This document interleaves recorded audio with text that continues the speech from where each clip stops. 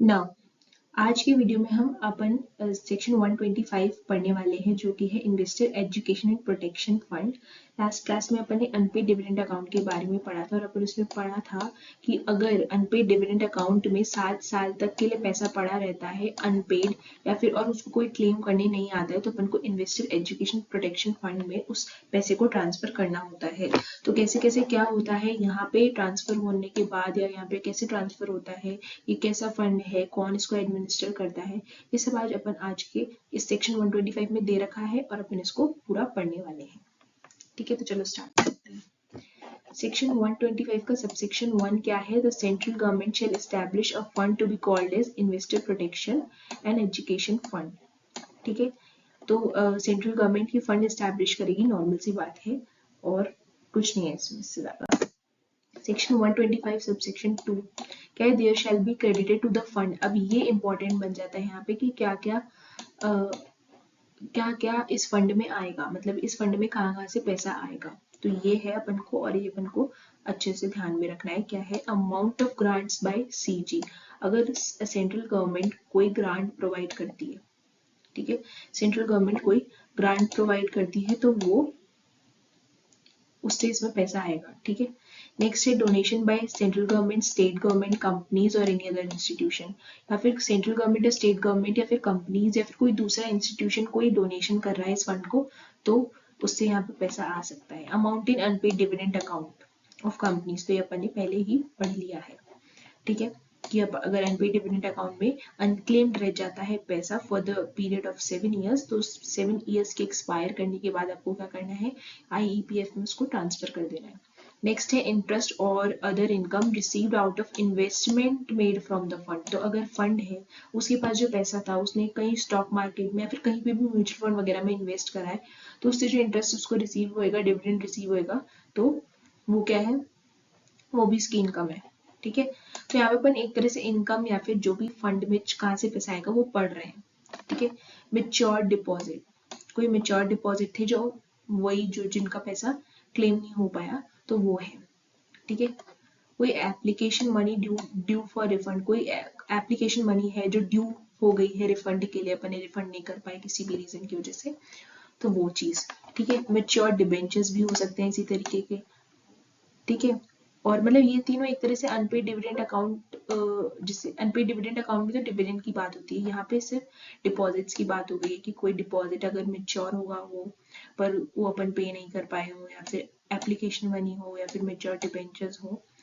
Next है interest accrued on the amounts referred above. अगर इन पे कोई इंटरेस्ट अक्रू हुआ हो, other amounts as may be prescribe, कोई दूसरे अमाउंट भी हो सकते हैं, तो इसको अपन अच्छे से लर्न करना है।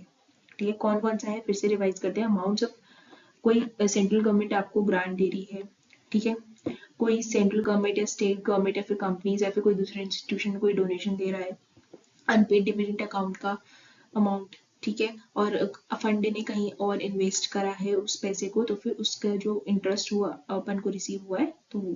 ठीक है, mature deposits, application money due for refund, mature debentures, interest accrued on the amounts referred above, और दूसरा कोई भी अमाउंट। नेक्स्ट है section 125 subsection 3 utilisation of fund. अब अपन ने ये तो पढ़ लिया है कि यहाँ पे पैसा कैसे आता है, और अब ये पैसा यूज किस चीज के लिए होता है अपन को ये पढ़ना है। ठीक है, the refund in case of matured deposits, matured debentures and unpaid dividend or application money refund or interest thereon।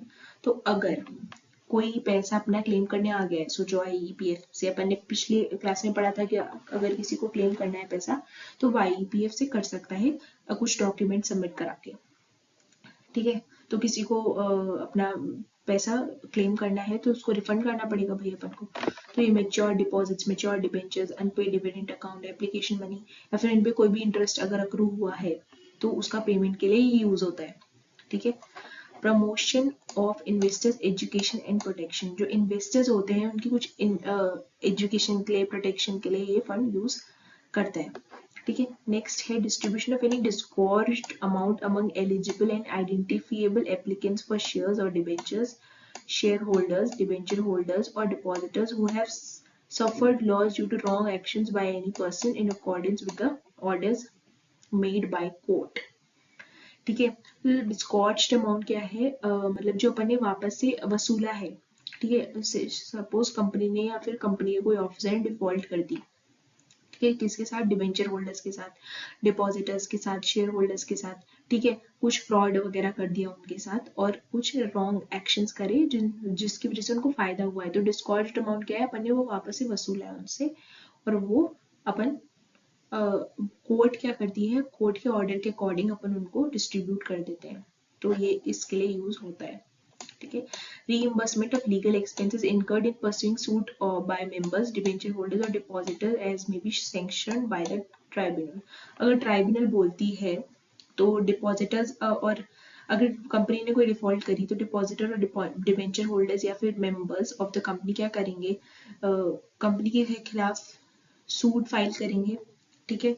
तो ट्राइब्यूनल अगर बोलती है कि हाँ इनके लीगल एक्सपेंसेस इनको रीइंबर्स कर दिए जाएंगे, तो वो इस फंड से रीइंबर्स कर दिए जाएंगे, ठीक है। Any other purpose incidental thereto, अगर कोई और पर्पस है, इंसिडेंटल ही है, मतलब इससे ही रिलेटेड है, तो वो भी हो सकता है, ठीक है। तो ये भी काफी इंपॉर्टेंट है। नेक्स्ट है section 125 subsection 4 application to IEPF for claims. क्या है, any person who claims to be entitled to any amount transfer to the fund में apply to the authority for the payment of the money claim. ये अपन ने पढ़ रखा था पहले भी कि कोई भी पर्सन किसी को जिसका भी अमाउंट है IEPF में डला हुआ, तो वो उसको अप्लाई कर सकता है फॉर द रिफंड, ठीक है।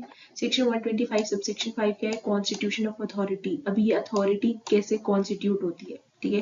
तो सेंट्रल गवर्नमेंट इसको स्टैब्लिश करती है, अपन ने पढ़ लिया था ये तो।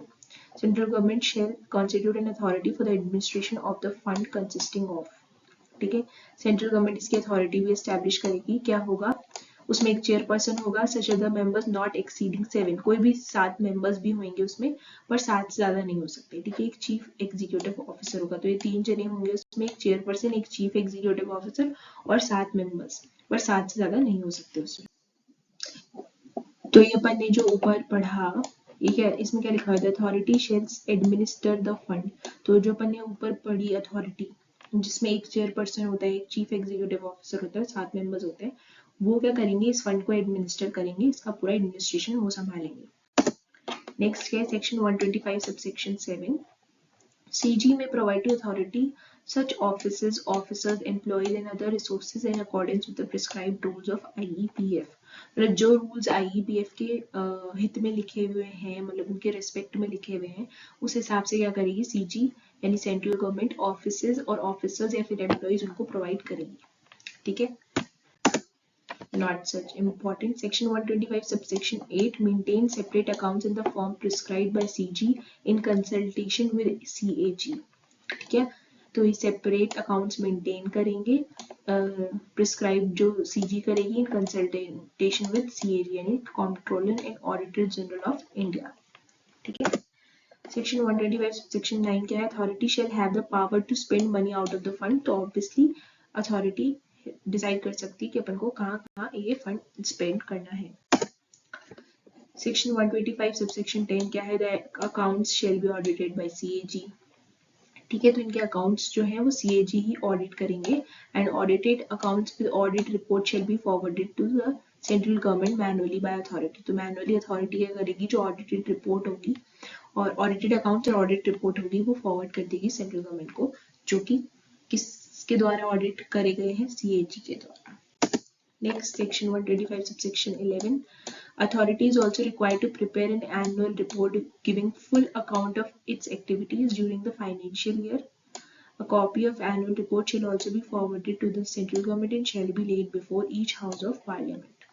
ठीक है, तो इसकी एनुअल रिपोर्ट भी बनेगी और एक दोनों हाउस ऑफ पार्लियामेंट, लोकसभा और राज्यसभा के सामने ये प्रेजेंट होगी, ठीक है, कि उन्होंने क्या क्या एक्टिविटीज करी हैं इस फाइनेंशियल ईयर में, वो रिपोर्ट होगी, ठीक है। तो यहीं पे ये वीडियो कंप्लीट हो गया है और ये सेक्शन जो अपन ने IEPF का पढ़ा, ये काफी सिंपल सा और सही सा सेक्शन था, जो कोई भी कॉम्प्लिकेटेड नहीं था। तो आई होप आपको ये समझ में आया हो। अगर आपको वीडियो अच्छा लगा तो प्लीज वीडियो लाइक करिए, चैनल को सब्सक्राइब करिए।